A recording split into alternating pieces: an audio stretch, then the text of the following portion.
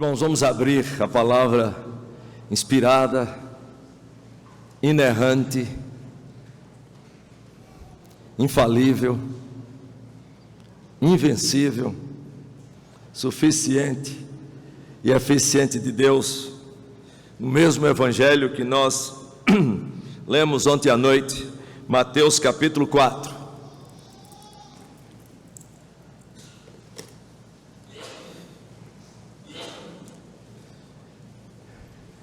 Mateus capítulo 4, nós vamos continuar a leitura, que ontem à noite nós fizemos exposições dos versículos 12 a 17, no início do ministério público do Senhor Jesus. Mas antes eu tinha falado para os irmãos que quando eu uso a palavra missão, estou me referindo à obra, ao trabalho de Deus Pai, reconciliando o perdido do outro lado da rua como do outro lado do mundo, aqueles que Ele chamou antes dos tempos eternos, reconciliando com Ele, consigo mesmo, através da obra redentora do Seu Filho, pelo poder convencedor do Espírito Santo de Deus. Que nós estamos falando aqui é sobre a obra do Senhor. E missionário é simplesmente um servo, através dos quais outros vão vir a crer, porque a obra do missionário é de pregar o Senhor Jesus do outro lado da rua como do outro lado do mundo. Quando as pessoas, nós vamos fazer missão, o que eu entendo é o seguinte: nós vamos pregar a palavra do Senhor, compartilhar, anunciar Jesus aqui ou acolá. Então, o fato de alguém estar em algum lugar do mundo não significa que ele é missionário do Senhor. Ele é missionário do Senhor quando ele está falando de Jesus, fazendo discípulos, como nós fazemos aqui também. Então, entre nós, muitos de nós, Deus vai estar enviando a nós para do outro lado da rua. Mas entre nós, Deus vai fazer como fez em Antioquia, separar aqueles que já estão fazendo a obra do outro lado da rua, e diz: agora eu quero que vocês vão fazer a obra do outro lado do mundo. Somos todos servos, por meio de quem outros vão vir a crer. Servos, por meio de quem outros vão ver a conhecer a pessoa do Senhor Jesus. E o trabalho missionário é simplesmente o trabalho de anunciar Jesus, de pregar Jesus, no poder do Espírito Santo de Deus. E o campo missionário é o mundo. O que faz um campo missionário é a presença, existência de pessoas perdidas. Ponto final.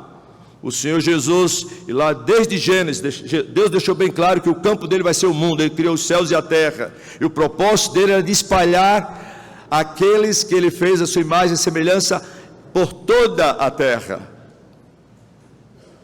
O Senhor Jesus, em Gênesis capítulo 12, Deus deixou bem claro para Abraão que em ti serão benditas o quê? Todas as famílias da terra. O campo missionário são todas as famílias da terra, são todos os lugares do mundo, incluindo os nossos lugares. O Senhor Jesus, em Mateus 13, quando ele interpretou uma das parábolas do reino, disse: o campo é o mundo. Em Atos capítulo 1, Jesus disse: recebereis poder ao descer sobre vós o Espírito Santo, e ser-me-eis testemunhas, tanto em Jerusalém, como em Judeia, Samaria, até os confins da terra. O campo é o mundo, inclui Jerusalém também. O campo é o mundo. E antes de irmos, eu queria só fazer 3 observações, antes de nós lermos o texto sagrado que nós vamos meditar nesta manhã, na continuação de ontem à noite. Um dos grandes pecados pessoais e coletivos da igreja do Senhor Jesus, e as pessoas não veem isso como transgressão da lei de Deus, nem como pecado contra Deus. Sabe qual é, irmãos? É o pecado da omissão, ou seja, o pecado de não falar de Jesus para as outras pessoas. É pecado na palavra de Deus, quando o Senhor Jesus diz muito claro: fazei discípulos, porque essa realmente é a obra missionária, não é ir. Tendo ido é só o movimento geográfico, é só o movimento. Mas nós só fazemos a obra do Senhor quando nós fazemos discípulos. Nós fazemos discípulos por anunciar Jesus, por ensinar Jesus. Quando nós não ensinamos Jesus, não falamos de Jesus, nós estamos pecando contra Deus. E uma das maiores evidências que nós temos o Espírito Santo de Deus é que nós vamos o quê? Ser testemunhas de Jesus. Irmãos, e quando eu falo com muita força aqui, eu não estou com raiva dos irmãos. É só por motivo de ênfase. E também por motivos de motivações pessoais.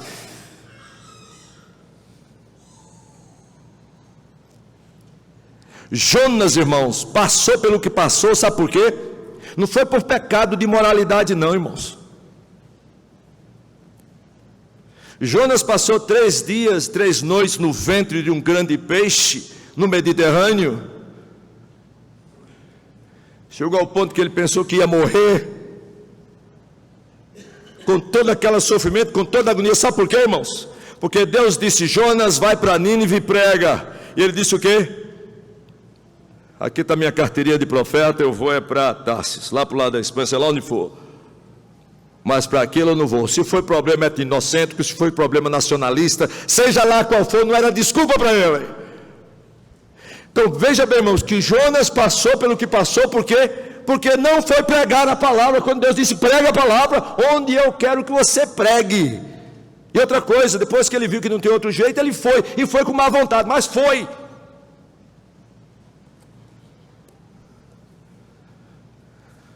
A minha oração durante esse final de semana, até hoje à noite, é que o Espírito Santo de Deus nos mova de tal forma. E hoje à tarde e à noite, eu vou entrar mais nesta área aqui. Para falar sobre o elemento indispensável para nós realizarmos a missão de Deus, a obra de Deus, do outro lado da rua como do outro lado do mundo. E segundo a Escritura Sagrada, a razão, as razões. Porque todos nós, individualmente, como famílias e como igreja, porque a minha questão não é só pessoal, quero também que a minha família esteja envolvida nesta obra do Senhor, juntamente com toda a igreja do Senhor.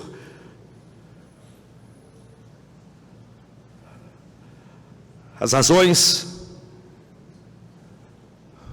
ou que é o elemento indispensável na vida de cada crente, de cada família, de cada igreja, para realizarmos e terminarmos a missão de Deus, o trabalho de Deus, que é pregar Jesus, anunciar Jesus, testemunhar de Jesus, do lado da rua como do lado do mundo, discipular aqueles que se convertem e organizar as igrejas do Senhor para anunciar Jesus, discipular e organizar até a sua vinda. Hoje à noite, às 5 horas, às 17 horas, se Deus quiser, às 17 às 19 horas, se Deus quiser, nós vamos entrar nesta área. Nós vamos para Atos, não agora, mas hoje à noite nós vamos para Atos, capítulo 2, especialmente versículo 47. Enquanto isso, acrescentava Jesus, acrescentava o Senhor, dia a dia, os que iam sendo salvos. Enquanto isso, enquanto o quê? O que estava acontecendo na igreja? Então essa é a primeira observação. Agora vamos para Mateus capítulo 4. E eu vou ler os versículos 18 a 25. Mateus 4, 18 a 25. Ontem nós vimos Jesus na cidade. Ele não desperdiçou a geografia do seu pai, nem o tempo. Jesus na cidade, o que é que ele fazia? Pregava e falava para as pessoas. Agora nós vamos ver Jesus na praia. Jesus na praia. A propósito, o texto de Mateus 4, 18 a 22, o paralelo está em Lucas capítulo 5, mas eu não tenho tempo de explicar esses dois paralelos. Lucas 5 tem 11 versículos sobre este texto que Mateus coloca, só os versículos 18 a 22. E as razões é que Lucas quer enfatizar o contexto da pesca, na qual Jesus chamou aqueles 4 primeiros, recrutou os 4 primeiros. Aqui Mateus quer enfatizar o chamado daqueles 4, só o final praticamente de Lucas. Não há contradição nenhuma. Foi depois que Jesus já tinha falado para as multidões, e agora Jesus vai falar para aquelas pessoas depois daquela pescaria. Muito bem. Agora eu quero que vocês escutem comigo em câmera lenta. Vendo o que eu estou lendo, sentindo o que eu estou lendo, saboreando o que estou lendo, pensando no que estão ouvindo. Irmão, só pense no mar da Galileia. E o movimento de Jesus, caminhando junto ao mar da Galileia. Não está fazendo Cooper não, viu, irmãos? Se faz Cooper, você não tem tempo para as pessoas não. Caminhando junto ao mar da Galileia.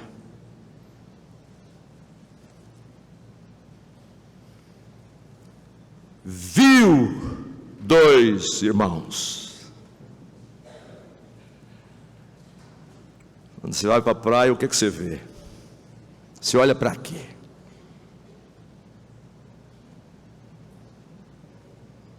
Aprendam a ir para a praia com Jesus.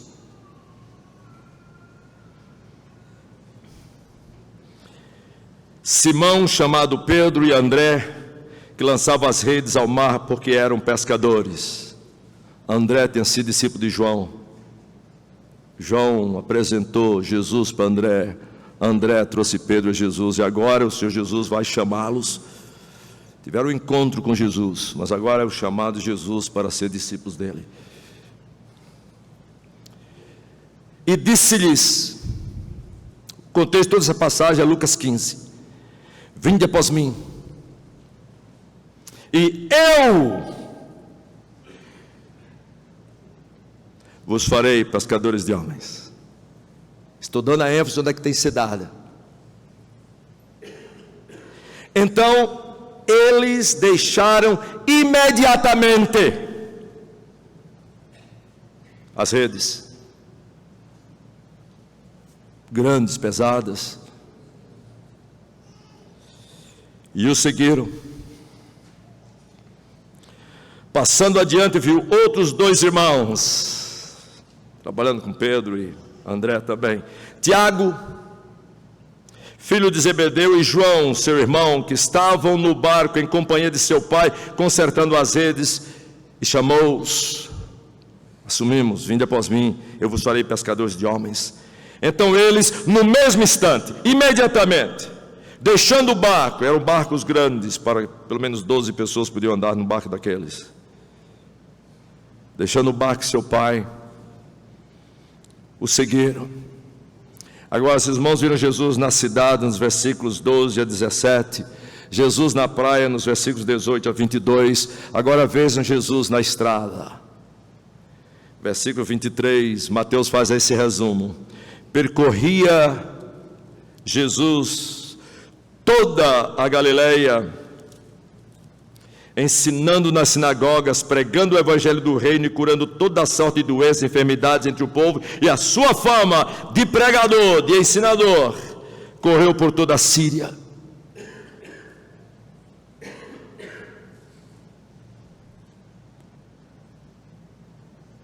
Ensinando, pregando, curando, a sua fama correu por toda a Síria. Trouxeram-lhe então todos os doentes, acometidos de várias enfermidades e tormentos, endemoniados, lunáticos e paralíticos, e ele os curou. E da Galileia, Decápolis, Jerusalém, da além do Jordão, numerosas multidões o seguiam. E as multidões vieram para Jesus, porque em primeiro lugar Jesus foi às multidões. Conserva aqui, passa a sua Bíblia, nós estamos na escola dominical, e o livro é este. Vem agora até Mateus 9. Em Mateus 9, Mateus faz mais uma vez um resumo do ministério do Senhor Jesus.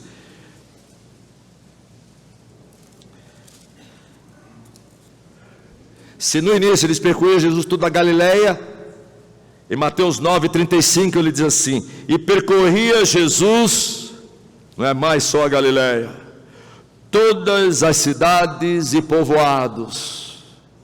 O ministério dele não era só de cidade a cidade, é de cidade a cidade e povoados, rural e urbana. Ensinando nas sinagogas, vê a consistência, pregando o evangelho do reino e curando toda sorte de doenças e enfermidades. E nesse resumo ele diz: vendo ele as multidões, compadeceu-se delas, porque estavam aflitas e exaustas como ovelhas que não tinham pastor. Mas agora ele já tem um grupo de discípulos, seguidores dele. Ele então se dirige aos seus discípulos E diz assim: a seara na verdade é grande, mas é a melhor palavra para missionário aqui, sabe qual é? Mas usa o quê? Trabalhadores, os obreiros são poucos. Rogai, pois, ao Senhor da seara que mande trabalhadores. Ele não está pensando só lá na China, não, irmãos, é ali onde ele estava, para a sua seara. Senhor, fala, porque nós queremos ouvir a tua voz. Convence-nos, abre os nossos olhos, ó Espírito Santo, para ver o que de outra forma nós não poderíamos ver. Abre a nossa mente para entender o que de outra forma nós não poderíamos entender. E abre o nosso coração para crer o que do contrário nós não poderíamos crer, nem confiar, nem tesourar. E move-nos, ó Espírito Santo de Deus, pelo teu poder, para que imediatamente e alegremente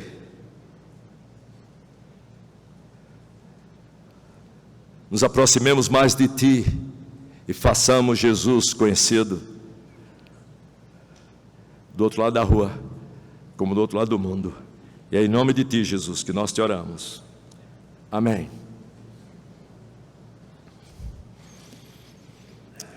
Para os irmãos lembrar, isso aqui não é um chamado para apostolado, não, viu, irmãos? Chamado para apóstolo veio depois. O chamado de Mateus capítulo 4, 18 é chamado para discipular, para seguir Jesus, quando você tem que largar tudo e seguir Jesus. Aqui não é chamado para apostolado, o apostolado veio depois. E os irmãos percebem que Jesus, onde ele está ministrando para dois grupos sempre. Um é aqueles que ele chamou os seus discípulos, a igreja, e a outra são as multidões. E essa é a minha oração também para nós aqui. Eu oro todos os dias, já falei para os irmãos, e eu vou incentivar os irmãos. Ora, irmãos, porque Abraão orou por Sodoma e Gomorra, quando Deus disse que ia destruir aqueles duas nações. E Deus, no seu raciocínio, disse: eu prometi que Abraão seria uma bênção para as duas nações, vou destruir duas delas. Vou esconder isso de Abraão? Senão, não vou esconder isso de Abraão. Segundo, não vou esconder para Abraão, porque eu quero também que ele instrui seus filhos nessa aliança para todas as nações. É por causa dos nossos filhos também. E aí Deus revelou para Abraão o que estava para fazer. Abraão nem intercedeu por Ló, começou a interceder por as duas nações. Primeira oração na Bíblia por nações que Deus iria destruir.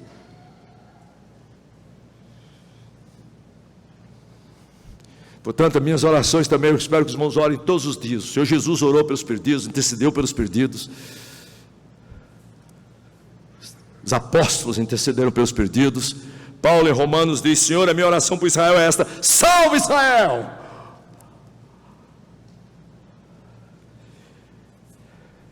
Deixa eu fazer uma aplicação rapidamente aqui, irmãos. Vou desafiar todos os irmãos aqui na igreja a começarem diante de Deus todas as suas manhãs, enquanto se alimentam ouvindo Deus, que os irmãos comecem a orar pedindo a Deus assim: Senhor, dê-me uma oportunidade hoje, seja lá onde eu vou estar, de conversar com alguém, e que o Senhor possa abrir uma porta para eu falar de Ti para com esta pessoa, e da Tua palavra com essa pessoa. E se ela já for crente, que eu possa encorajá-la no caminho do Senhor. Segundo tipo de oração que eu vou pedir que os irmãos façam. Eu tenho certeza que todos vocês aqui conhecem pessoas, vizinhas, dentro da sua própria família, talvez filhos, genros, noras, tios, que estão longe de Jesus, estão longe da igreja. Vou desafiar os irmãos hoje pela manhã, você individualmente e como família, anote uns 2 ou 3 nomes dessas pessoas e comece a orar por elas, para que Deus as salve, e para que Deus dê a oportunidade a vocês, de uma certa forma ou de outra, de compartilhar o Evangelho da graça de Deus para com essas pessoas.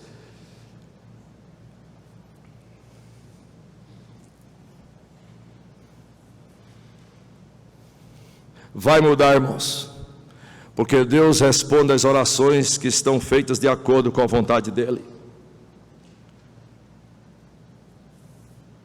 Podia compartilhar muitas histórias de oração.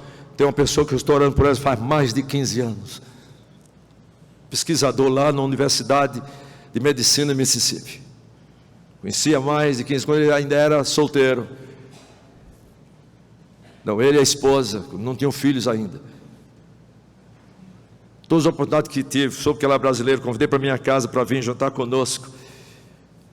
Perguntou o que eu fazia, eu falei imediatamente. Começamos a conversar sobre Bíblia, sobre religião. Impressionante. Quando tinha aniversário, e ela convidava, sempre por 15 anos. E todas as vezes que a gente conversava, que eu falava do Senhor Jesus, que ele fazia a pergunta, eu dava a resposta, e aqui está a base da minha resposta. Ele dizia assim para mim: mas eu não creio nisso. Todas as vezes. Teve um dia que eu fiquei chateado. Aí quando ele disse assim: mas eu não creio nisso, eu disse: é teu problema, não é meu. Se você não quer, é problema seu. Mas eu disse para ele com muito amor: meu querido, um dia você vai saber que tudo aquilo que eu estou compartilhando com você, que temos por todos esses anos, é verdade. Espero que não seja tarde demais. Ele já voltou para cá, depois foi para os Estados Unidos. Agora estou tentando uma oportunidade para trazer mais para a gente continuar as nossas conversas. 15 anos. Mas teve outros que nós oramos, e pela graça de Deus, Deus abriu as portas e Deus os salvou. Agora, vamos estudar a palavra de Deus. Vamos ouvir de Jesus e aprender com Jesus. Ontem eu tinha 3 perguntas, porque quando eu estudo a palavra de Deus, eu estudo fazendo perguntas, mas querendo ver a resposta que a Bíblia dá. Não a que eu dou, mas a resposta que o texto me dá, o que a Bíblia me dá para as perguntas que eu estou fazendo. E nesta manhã eu queria estudar com os queridos irmãos 7 perguntas, só entre os versículos 18 a 22. Estão prontos? Deixa suas Bíblias abertas. Se você está do lado de alguém que não tem Bíblia, junte-se a ela. Mateus 4, 18 a 22. Primeira pergunta muito óbvia: o que é que Jesus estava fazendo? Essa é a pergunta boba, aparentemente. A minha neta de 5 anos, 4 anos, estava em casa uma vez tomando um café ou almoçando com a gente. Ela sabe que quando nós terminamos, vovô vai orar e vovô vai ler a Bíblia com elas. E teve uma vez que eu estava justamente, ela tinha uns 5 ou 6 anos, eu estava lendo esse texto aqui, aí disse assim: caminhando junto ao mar da Galileia, viu 2 irmãos. Eu perguntei assim para elas: what was Jesus doing? O que é que Jesus estava fazendo? Aí a mais velha olhou para mim e disse: que pergunta é essa, vovô? A Bíblia não está dizendo, Jesus estava caminhando junto ao mar. Pergunta boba. O que é que Jesus está fazendo? Caminhando junto ao mar, vovô. Meus queridos, essa é a resposta correta, mas é incompleta. Porque segundo as Escrituras, tudo aquilo que Jesus pensou e está registrado aqui, tudo aquilo que Jesus falou e está registrado aqui, tudo aquilo que Jesus fez está registrado aqui, todos os lugares onde Jesus andou e está registrado aqui, todas elas tinham a ver com a missão dele, com o trabalho dele de alcançar os perdidos. Jesus não estava simplesmente caminhando pelo mar da Galileia, Jesus estava recrutando pessoas pelo mar da Galileia. Jesus, meus irmãos, nunca iria só jog for the sake of jogging.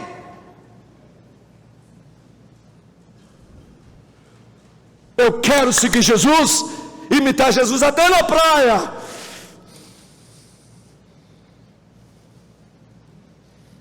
Irmãos, pode imaginar como isso mudou a minha vida, a vida da minha esposa. Minha esposa, eu não gosto de praia, negócio salgado. Eu gosto de praia para beber a mar, botar uma calca de coco e ficar lendo.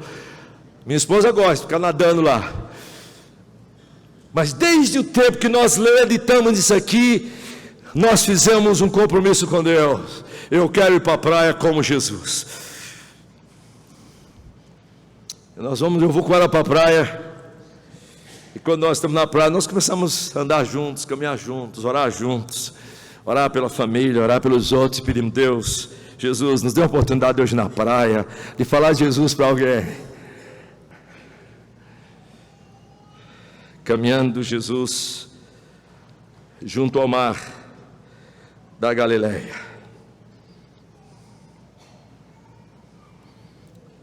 Onde Jesus vai, Jesus tem intencionalmente o objetivo de trazer pessoas para Ele. Portanto, eu gosto muito de andar na beira-mar, porque todas as vezes Deus nos dá uma oportunidade de conhecer alguém. Está lá só sentado, a gente escuta alguém falando inglês, aí tem uma oportunidade muito boa de falar inglês. Essa oportunidade Deus dá de falarmos de Jesus para essas pessoas.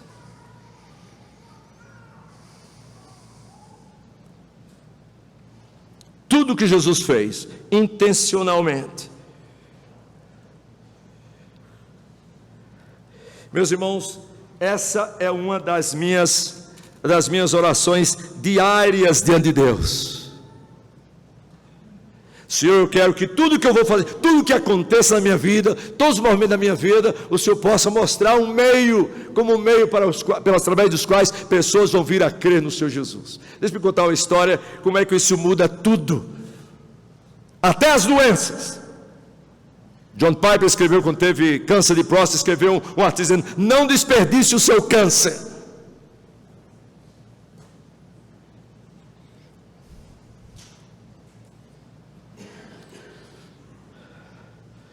Alguns anos atrás, por causa de muito trabalho, etc., eu comecei a sentir alguma coisa no meu coração, um negócio estranho. Aí a minha esposa disse, vamos para o médico, vamos para o cardiologista. Fomos para o nosso clínico geral.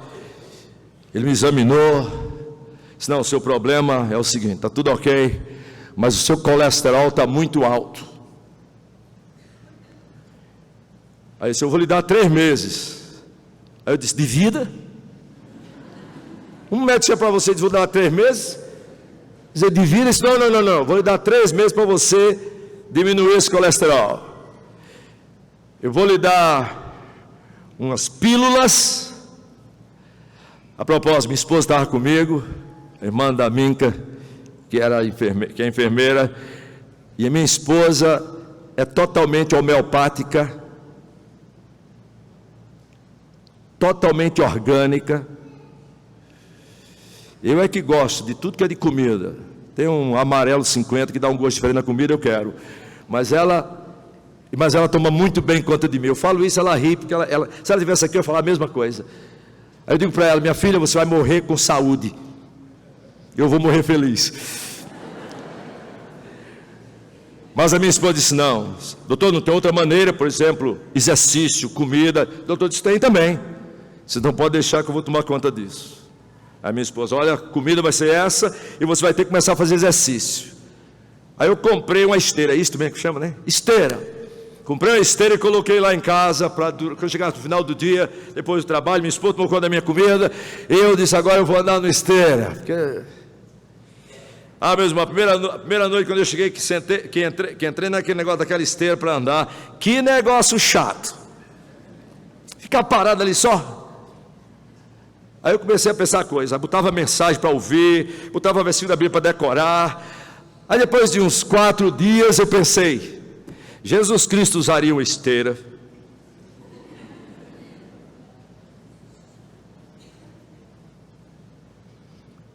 Você está pensando, que pergunta mais boba, pastor?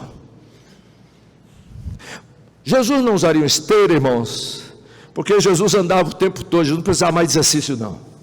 E a propósito, Jesus é o único homem no mundo que poderia viver até hoje, porque o salário do pecado é a morte. Ele não morreria. Ele deu a sua vida. Ninguém tira a minha vida, eu a dou.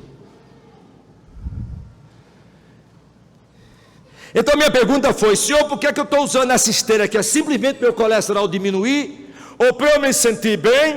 Né? Porque, me sinto bem. Para as pessoas ficarem, gente, olha o teu corpo, papai, você está muito bem. Porque muitas pessoas fazem exercício para isso, irmãos, pode ter certeza. Fazem exercício para se sentirem bem, para que as pessoas fiquem impressionadas com o seu físico, e pronto. Mas aí, quando eu estava estudando a Escritura Sagrada, Senhor, se essa esteira vai ajudar a diminuir o meu colesterol, para que eu fique melhor fisicamente, para fazer a tua obra, amém para a esteira. Minha esteira faz sentido.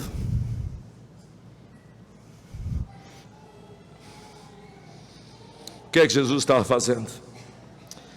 Segunda pergunta: quem é que Jesus está chamando aqui nessa história? Quem é que Jesus está chamando aqui nessa história? Agora, para você entender, eu não vou ter tempo para isso, mas só leiam, irmão, sobre a vida desse pessoal aqui. Leiam sobre a vida desse pessoal aqui. Quem é que Jesus está chamando para essa obra magnífica? Quem é que Jesus... Sabe quem é que Jesus está chamando, irmão? Gente como eu e você.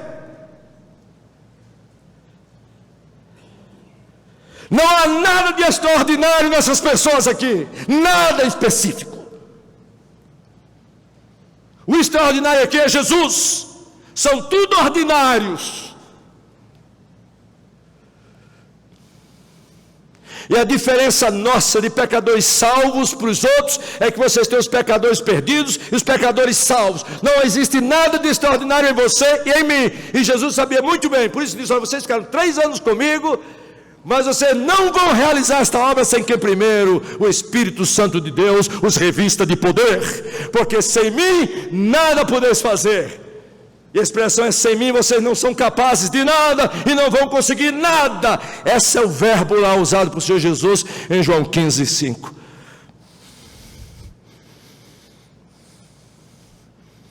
Eu sou a videira, meu pai é o agricultor, e vocês são o quê? Os ramos. A videira não depende do ramo, irmão. O ramo é que depende da videira. E o que sustenta o ramo na videira é a seiva. Se não recebe essa seiva, ela está morta, não produz fruto, Deus corta. E segundo que nós estudamos lá, a seiva é a palavra de Deus. Pessoas como nós, não tem nada de extraordinário nessas pessoas, nem nos pastores de Belém, nem em José, nem em Maria, nem em Moisés, nem em Davi, nem em Paulo. Depois de convertido, Paulo diz: tudo aquilo que considerava muita coisa, considero nada. E você sabe qual é a palavra que ele usa para isso? Irmão, se Deus, olha, se Deus pode usar essas pessoas aqui, quanto mais nós.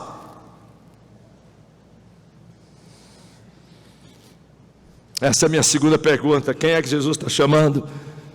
O apóstolo Paulo, em 1 Coríntios, diz que Deus não chamou esses grandes, chamou pessoas que são fracas mesmo, para que a sabedoria que ele disse é a sabedoria de Deus, não a sabedoria desse século. Porque aquele que está em nós realmente é que é o poderoso. Então, meus queridos, clamem por esse poder do Senhor. Não tem nada de extraordinário nessas pessoas aqui. Teve alguém que chegou para mim, não aqui, mas em outros lugares, quando eu falei: meus irmãos, falem de Jesus, tome a iniciativa de conversar com as pessoas. E em outra igreja, uma pessoa disse assim: bem, pastor, mas eu não sou extrovertido como o senhor. E talvez tenha muitas pessoas aqui: eu não sou extrovertido como o senhor. Essa irmã já entregou, o irmão já entregou a sua vida ao Senhor Jesus? Já, sim, senhor. Tem certeza absoluta então que o Senhor Jesus pagou pelos seus pecados, tem comunhão com Deus e tem o Espírito Santo de Deus? Sim, tenho sim. Então, quando você se tornou discípulo de Jesus, Jesus disse que o discípulo é aquele que, em primeiro lugar, o quê? Nega-se a si mesmo. Você é introvertido? Então negue-se a si mesmo. Peça a Deus como é que você, como introvertido, vai falar e levar outras pessoas ao conhecimento do Senhor Jesus. Negar-se a si mesmo. Senhor Jesus, ajuda-me, eu não sou como fulano de tal. Irmãos, fulano de tal não é extraordinário não. O extraordinário é o que usa o fulano de tal, que é o Senhor Jesus. Então essa é a segunda pergunta, só para os irmãos saberem. Terceira, o que é que esse pessoal estava fazendo aqui, irmão? Sabe? O que é que esse pessoal estava fazendo aqui? Estavam pescando, se exercitando o trabalho deles. Eu gosto porque eu vejo que não era gente preguiçosa. Mas quando é preguiçoso, Jesus chama, tem trabalho para ele. Crente preguiçoso é contradição de termos.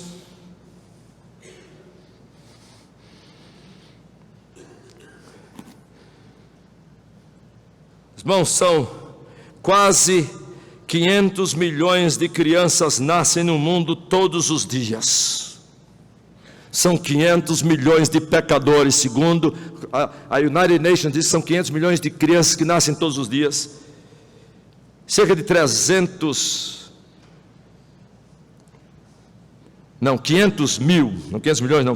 mil crianças que nascem todos os dias, cerca de 300 mil pessoas morrem por dia no mundo. Trabalho não falta, irmãos.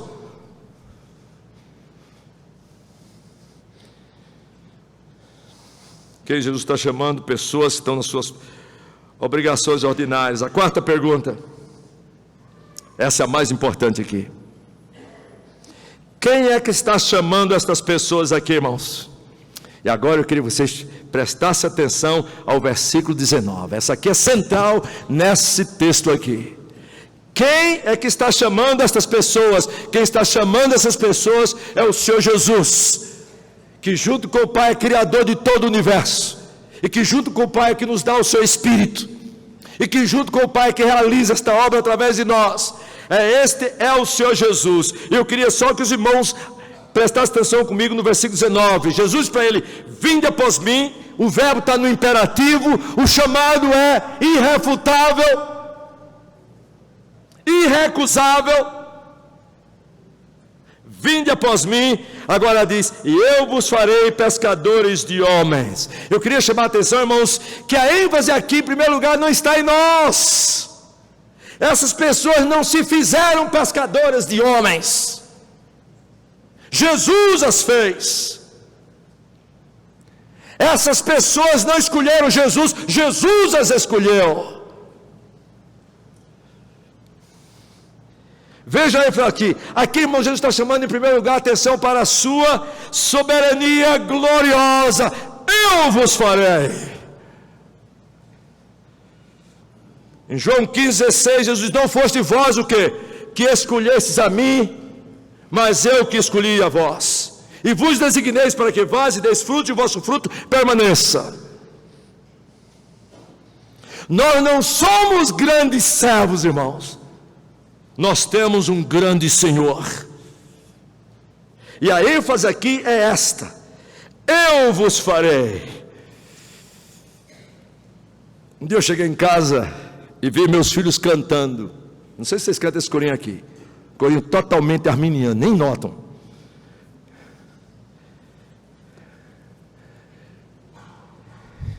Estavam cantando em inglês. Em inglês é assim: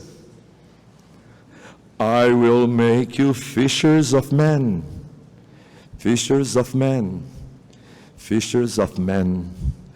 I will make you fishers of men if you follow me.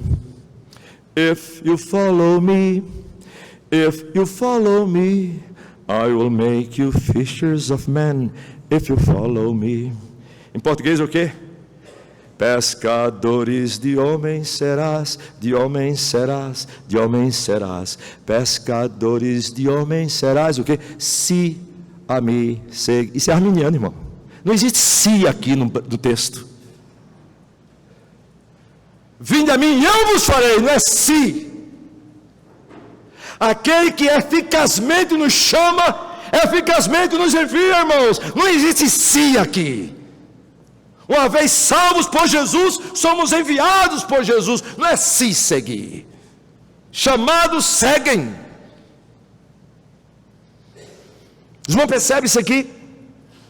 Não é condição não, irmãos. Aqui é total soberania do Senhor Jesus. Nós não temos escolha nisso aqui, irmãos. Ele nos chama e Ele nos dá o poder para fazer. Não é se a me seguir. Chamo e vocês vão seguir. Então, seguidores de Jesus, pescadores de homens. E por que Jesus chamou essas pessoas? Por que Jesus nos chama? Sabe por quê, irmãos? Não é para quê? Para quê? Eu já sei que é para a glória dele. Para a salvação dos perdidos e para a edificação do seu povo. Isso eu sei para quê? Quero saber por que Jesus está chamando esse pessoal e nos chamando também. Sabe por quê, irmãos? Quero dizer para você, não é porque nós somos os melhores, não é porque nós somos mais qualificados, porque nós somos ricos ou pobres, americanos ou brasileiros, nada disso. Deus nos chama porque Ele tem um plano, um propósito, um trabalho, uma missão maravilhosa na qual todos nós vamos participar. É por isso que Ele nos chama, porque Ele tem uma obra. E Ele nos chama para o quê? Para fazermos discípulos. Do outro lado da rua, como do outro lado do mundo. A Bíblia diz que Deus estava em Cristo, reconciliando o mundo consigo mesmo.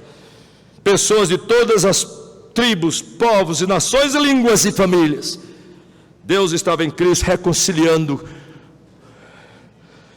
com o mundo consigo mesmo, nos deu o ministério da reconciliação.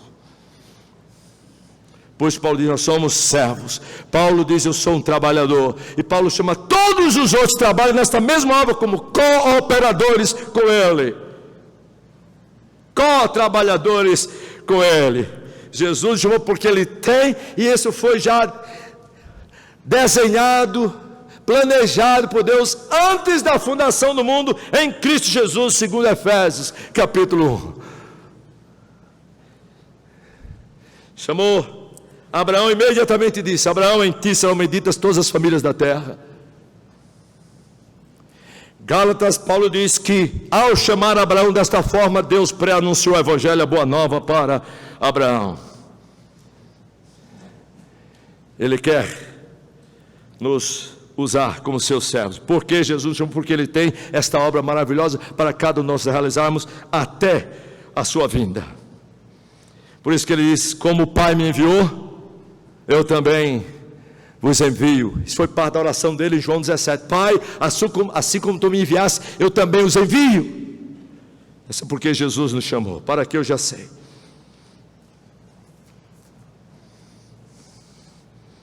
Agora, o que é importante aqui, a minha sexta questão aqui,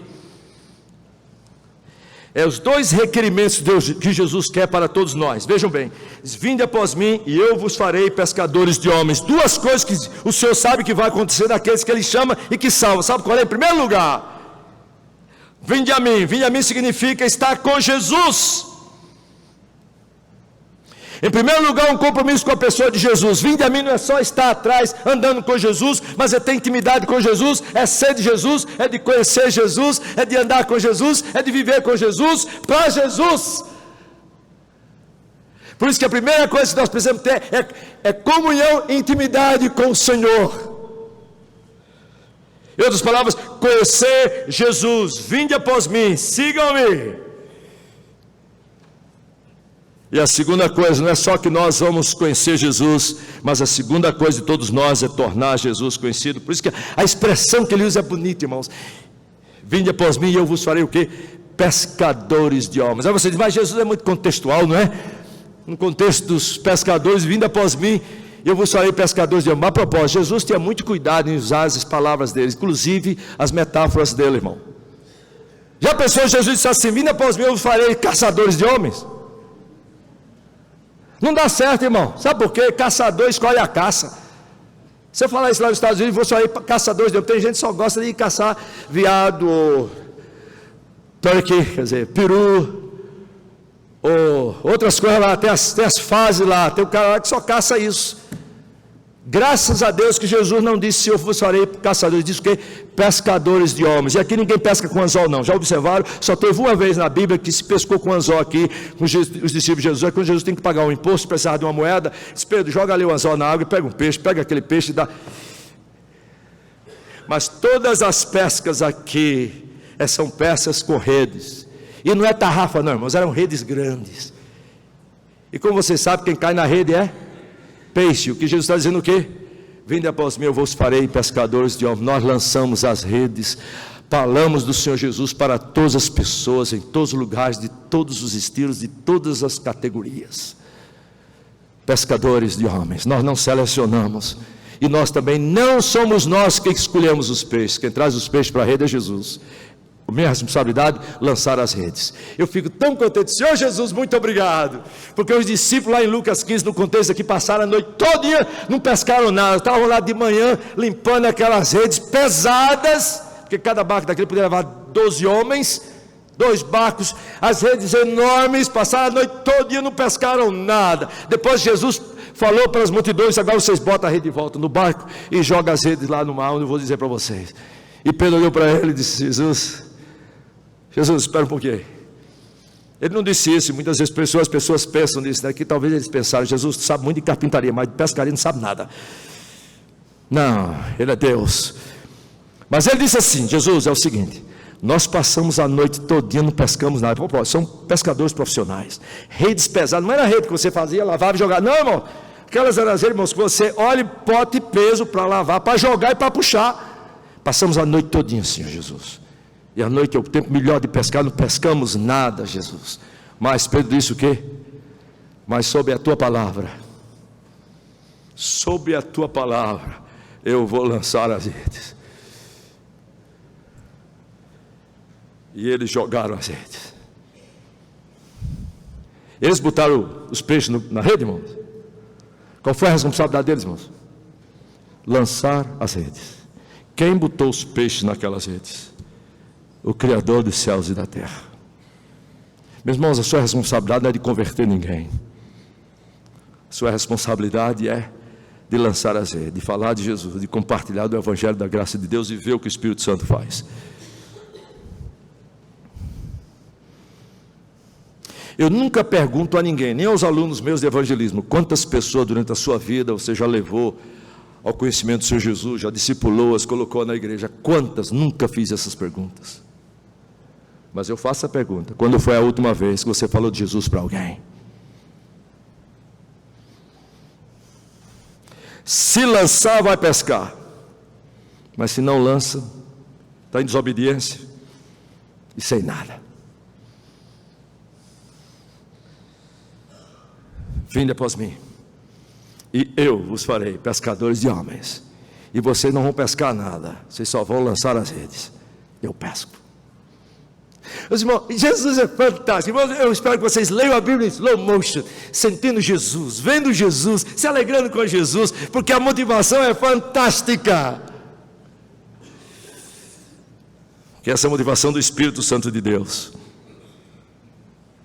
Os irmãos lembram quando Jesus viu as multidões, aí disse assim para os discípulos, multidões lá com fome, ele disse assim para os discípulos, vocês aí dão de comer para esse pessoal. O quê? 10 mil pessoas ou mais? Começou Jesus, dá de comer, vocês dão de comer para o pessoal aí. Jesus, a gente só tem, não tem o que a gente tem aqui, não dá para dar tudo não. Veja o que Jesus diz, dá de comer para esse pessoal. A minha questão é, eles realmente alimentaram as multidões? Veja, aí o que Jesus faz? Me dá o que vocês têm. Aí Jesus ora, multiplica os pães e os peixes. E Jesus, quem é que distribui para as multidões? Os discípulos. Mas agora vocês distribuem para as multidões. Eles alimentaram, irmãos. Alimentar, irmãos. Mas quem providenciou os peixes e os pães é o Senhor da seara. Mas foram eles, não foi Jesus que saiu distribuindo pão e peixe para o pessoal, não.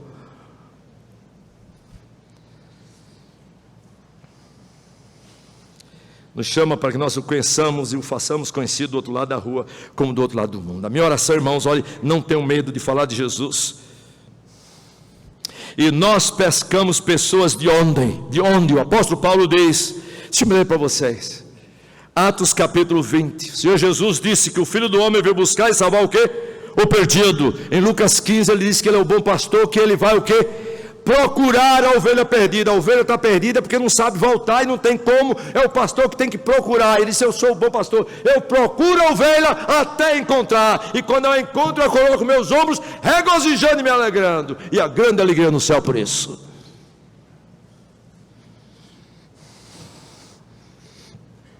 Atos capítulo 20.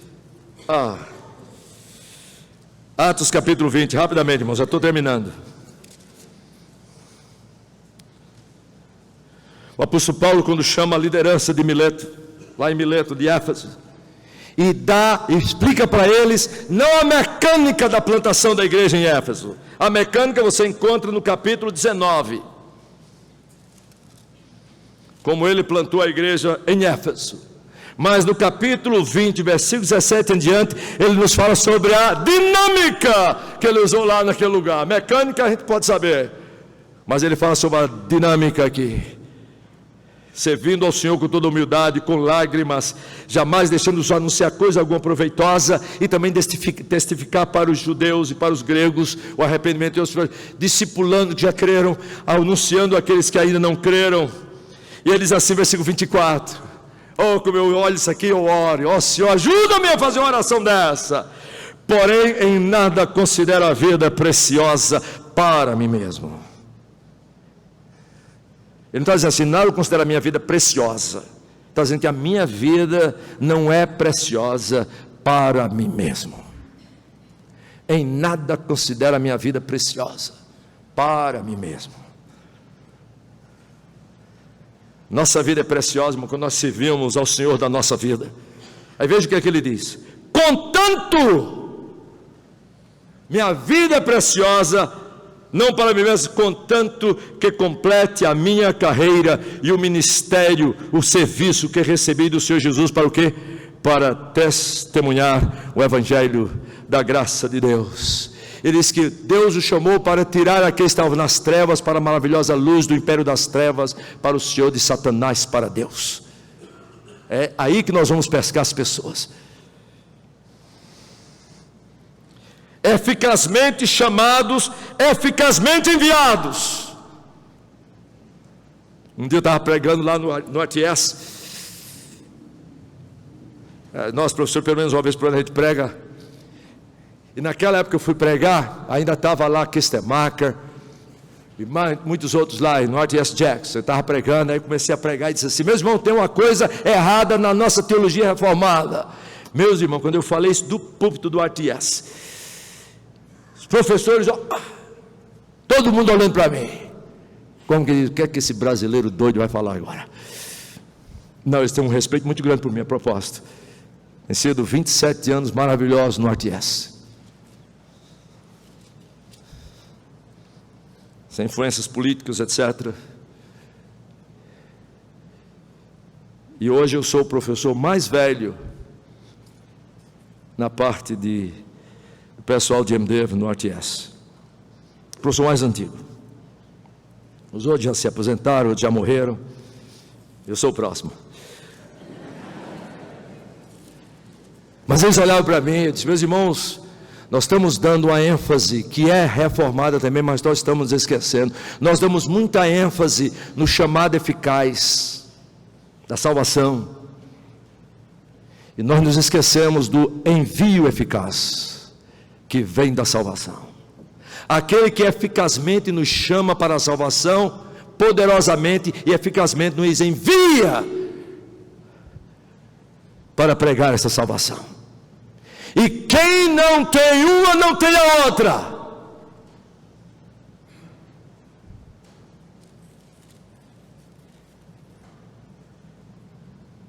Agora, só para terminarmos,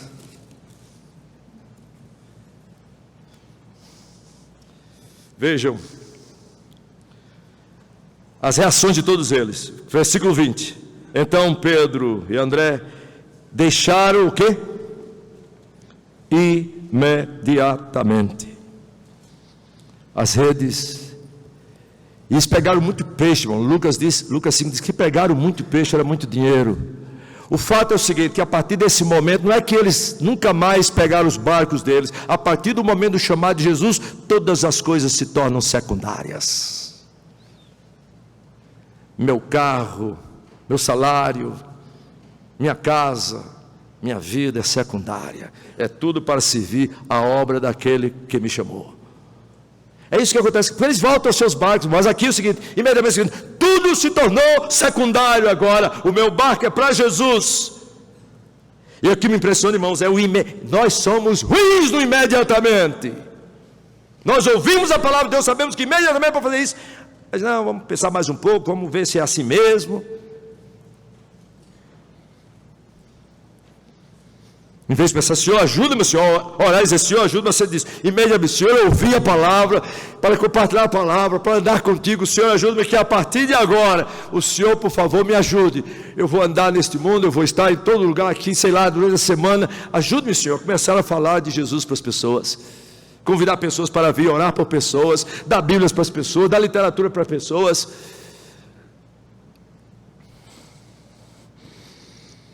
Como é que esses discípulos reagiram? Então eles deixaram imediatamente as redes e seguiram Jesus. Tudo se tornou secundário. Não é que a rede deles e o barco não era importante, agora é secundário. Importante é Jesus e a obra de Jesus. Portanto, mas todas as vezes que minha esposa e eu estamos orando e vendo que Deus está nos dando, ela diz, puxa vida, a gente podia usar isso para isso. Você vai, espera o quê? Deus está nos dando isso, e o que é que isso tem a ver com a obra de Jesus? Como é que nós vamos poder usar isso para a obra de Jesus? Do outro lado da rua, como do outro lado do mundo, tudo se torna secundário. E há duas coisas que me impressionam aqui, para nós terminarmos. É o poder da voz e do chamado de Jesus.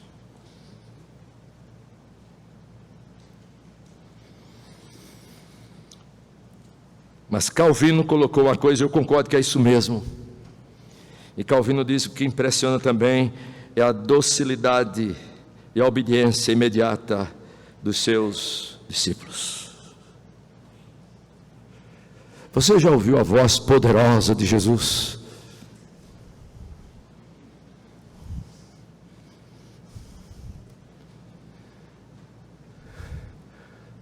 Não é só o chamado que é irresistível, o enviado é irresistível. Tudo na minha vida se torna secundário. Minha esposa, meus filhos, minha vida, meu dinheiro, minhas viagens, seja lá o que for, todos os diplomas que eu recebi na minha vida, tudo é secundário. E minha esposa sabe, e nós sempre conversamos com isso. Filha, se Jesus, ela disse para mim também, disse, filho, se Jesus chegasse para mim e dissesse assim, Elias, você quer continuar nesse mundo ou quer vir para a minha glória agora? Diz, Senhor, eu levo para a glória agora. Você não quer ficar com a sua esposa? Com seus filhos? Digo, só se, Senhor, minha esposa e meus filhos ficarmos aqui para o trabalho que o Senhor nos chamou. Porque o apóstolo Paulo disse uma vez o quê? Se Deus colocasse uma escolha, eu queria estar para a glória, mas por causa do ministério, do trabalho, da igreja e dos perdidos, eu fico neste mundo. Não existe outra razão para nós estarmos aqui. Porque, meus queridos, quando vocês estudam a palavra de Deus e chegam em Apocalipse capítulo 21 e 22, vocês descobrem a grande verdade, que no final das contas, no final de tudo, quando tudo está dito e feito, no novo céu e na nova terra, segundo Apocalipse 21, 22, sabe o que vai existir só? Deus Pai, Deus Filho, Deus Espírito Santo, os anjos eleitos e o povo de Deus no novo céu e na nova terra. Esse é o fim. Só tem uma instituição no mundo que o Senhor disse que nunca vai acabar. Ele disse assim: eu edificarei o meu seminário e as portas do inferno não prevalecerão contra ela. Eu edificarei o quê? A minha igreja, a única instituição no mundo que vai ficar para todo sempre. É o povo de Deus, Pai, Filho e Espírito Santo, os anjos eleitos e todos os planos que Deus tem, porque os outros vão ficar longe. Irmãos, vivam e vivamos as nossas vidas pela perspectiva da missão de Deus Pai, Filho e Espírito Santo. Tudo na sua vida é secundário. E elas só se tornam importantes quando nós colocamos isso à disposição da missão do Senhor. Eu não disse que elas são dispensáveis, eu disse que elas se tornam o quê? Eu não disse que elas não eram importantes, eu disse que elas simplesmente secundárias. São importantes, secundárias. E a importância dela está na proporção direta que nós a usamos para a glória do Senhor. Que Deus nos ajude individualmente, em todas as idades aqui, pessoalmente, como família e como igreja.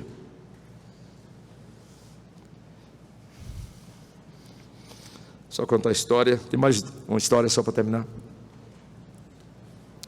Irmãos, eu vou dar uma sugestão aqui para a igreja, falei com o Marcos, que eu sempre estou falando com as pessoas e quero mandar o pessoal para aqui para a igreja, mas eu não tenho um cartão da igreja com nome e endereço. Diz, irmãos, olha, eu sei que vocês devem ter um carimbo em algum lugar. Irmãos, prepara uns cartãozinhos assim, ó, com o nome da igreja, que os irmãos têm, fala com alguém, convida para a igreja, está aqui, está o endereço. Se não puder ver, eu vou lhe pegar.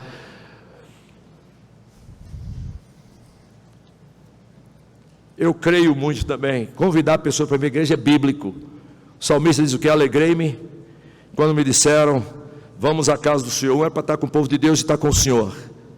Aí alguém disse para mim, mas pastor, isso aí era Davi. Davi, logicamente, deve se alegrar quando alguém convidava ele para a casa do Senhor.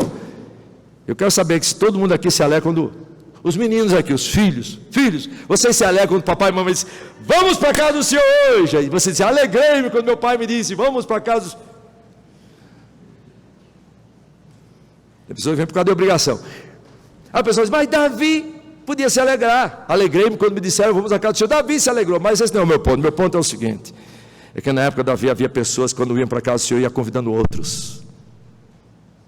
Aí para eles, alegrei-me quando me disseram, vamos à casa do Senhor. Uma das coisas que você pode fazer é orar para os seus amigos e começar a convidar os seus amigos. A minha última história.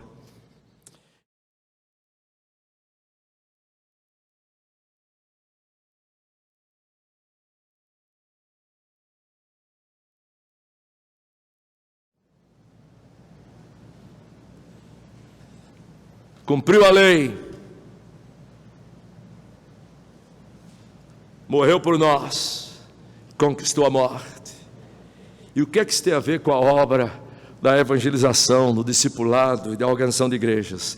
Versículo 58. Portanto, meus amados irmãos, Paulo está falando para vocês também, sede firmes, inabaláveis, e sempre abundantes na obra do Senhor, no trabalho do Senhor, na missão do Senhor, sabendo que no Senhor o vosso trabalho, a vossa missão não é, o vosso trabalho não é o quê? Vão. Que Deus nos abençoe. Ó Senhor, abençoa-nos, não nos deixe sair daqui do mesmo modo. Reaviva-nos, Senhor. Ó Espírito Santo, enche-nos do teu poder e do teu fruto. Nós te pedimos em nome de Jesus. Amém. Pode sentar, irmãos.